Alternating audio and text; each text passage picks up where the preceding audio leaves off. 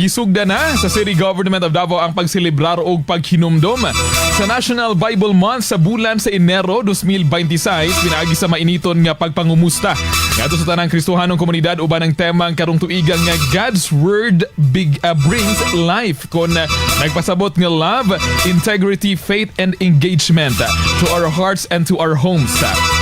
Subay nini giapilar ni Pastor Roland Badoy ang coordinator o co-convenor sa National Bible Month Celebration ngadto sa tanang maaktibong moapil sa mga kalihukan sa tibuok bulan sa Enero sa tumong nga mapalig-on pa ang espirituhanong kinabuhi sa mga Davaoenyo ilawom kini sa Presidential Proclamation number 124 ug City Ordinance number 0717-24.